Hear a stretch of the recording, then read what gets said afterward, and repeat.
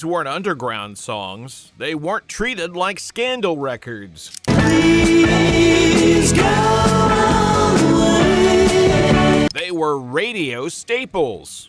You heard them growing up. You sang along. They sounded playful, romantic, harmless. They call me Mellow Yellow. Quite slim.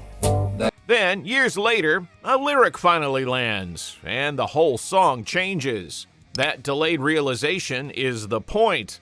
7 hits that slipped past because of tone, framing, and delivery. Not innocent.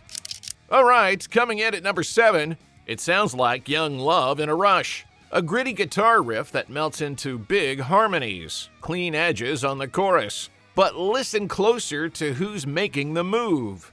Raspberries, Go All the Way.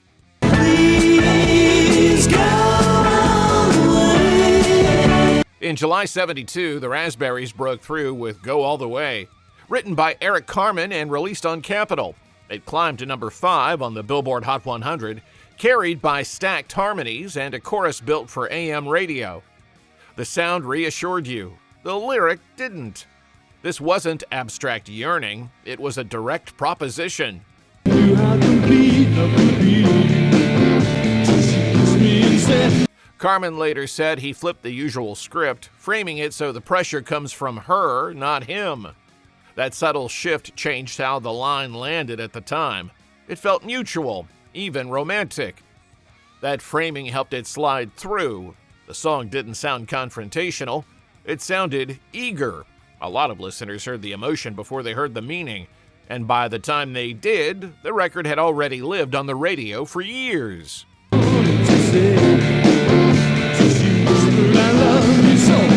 Number 6. It feels like a novelty, barely rock at all, but underneath, there's a wink most people missed. The Who, Squeeze Box. Mama's got a squeeze box, daddy never sleeps at night. In late '75, The Who dropped a single that sounded like a house band at a village fete. A squeeze box up front, Pete Townsend picking like a banjo, and a bouncy shuffle that felt worlds away from Quadrophenia. It was recorded on the 30th of May, 1975 at Shepperton using Ronnie Lane's Mobile, with Glenn Johns producing. The single hit the U.S. on November 22, 1975, with the UK following in mid-January '76. It became a top 20 hit, peaking at number 16 in America and number 10 in Britain. Mama's got a squeeze box, daddy never sleeps at night. On the surface, it's a rollicking sing-along, but the lyric turns that cheer into innuendo. Mama's got a squeeze box, daddy never sleeps at night. Squeeze box is just an accordion, but the song leans hard on a second meaning. Townsend later called it a dumb joke, and Daughtry's always enjoyed how audiences caught the in and out pulse. So most listeners danced first and decoded later, if at all. That's the trick, a cheerful arrangement hiding a blunt metaphor, softened by music hall humor and radio-friendly swing.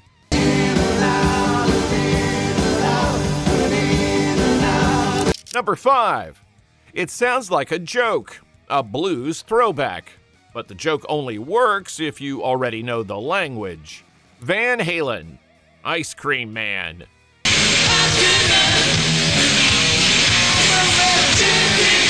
Van Halen's debut cuts hard, fast, and flashy. Then it suddenly detours into a blues cover that feels like comic relief.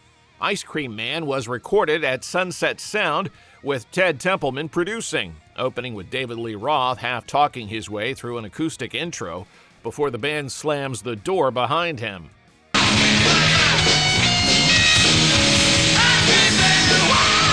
But this song didn't start as a joke. It was written and recorded in 1953 by blues singer John Brim, where the meaning wasn't subtle at all. In post-war blues, everyday vendors doubled as sexual metaphors. The Ice Cream Man wasn't selling dessert. He was offering relief, satisfaction, something to cool you down when the heat got too much. Blues audiences understood that instantly. Rock radio mostly didn't. Framed as a playful cover inside a hard rock debut, the meaning slid by unnoticed. Not hidden, just disguised by context.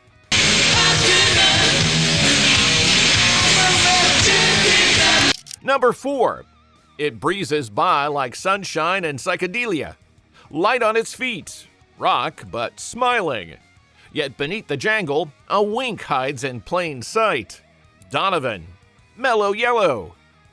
They call me Mellow Yellow, quite rightly.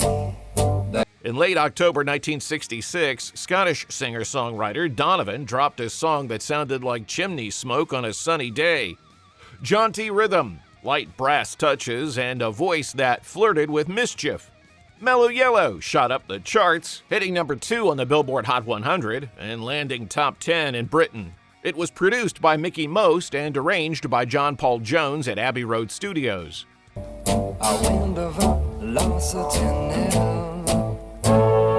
To most listeners, it was just cool, laid-back pop.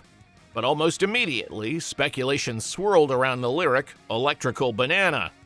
Donovan later confirmed it was a sly reference to a yellow-colored vibrator advertised in underground magazines at the time. So, while it sounds mellow and harmless, the song carries a wink many didn't consciously register until much later, hiding in plain sight, right in the lyric. I'm just mad about 14. Number 3. It played like slow dance wallpaper, soft lights, closed eyes. Then the lyric hits you. Jefferson Starship, Miracles.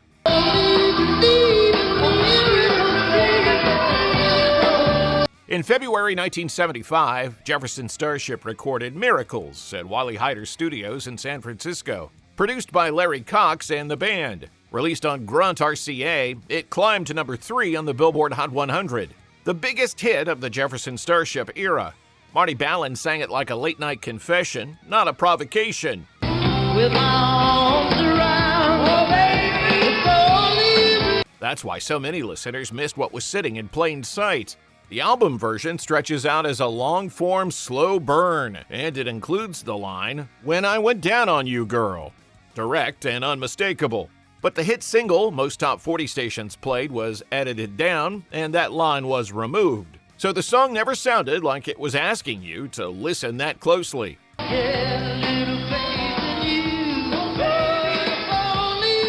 Number 2. Everybody remembers the video first. The dancing chickens, stop-motion horns singing back at him. Then the words hit. Peter Gabriel, Sledgehammer.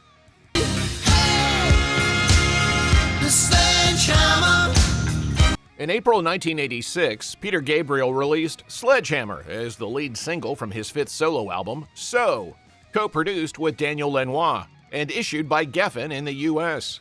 It hit number 1 on the Billboard Hot 100, Gabriel's only American chart topper, and reached number 4 in the UK.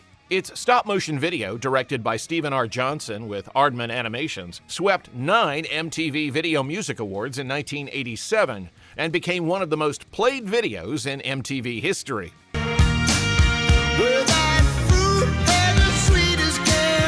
On the surface, it grooves. Funky horns, slinky bass, pop hooks. But the lyrics are built from playful sexual metaphors Gabriel pulled from soul, R&B, and blues traditions.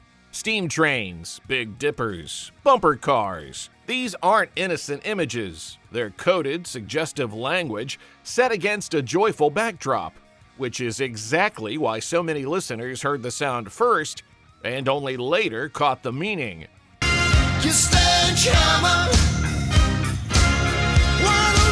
Number 1. It sounds like straight-ahead Texas boogie. Dry guitars, tight rhythm. Nothing that asks questions. Until the title does. ZZ Top, Pearl Necklace, El Loco 1981. A pearl necklace. You want a pearl necklace? In mid-July 1981, ZZ Top released El Loco on Warner Brothers, produced by longtime manager Bill Ham, and recorded and originally mixed by Terry Manning. The album sits right between Deguello and the bigger, sleeker 80s turn to come. Still boogie blues at heart, but already leaning towards sharper, more modern textures.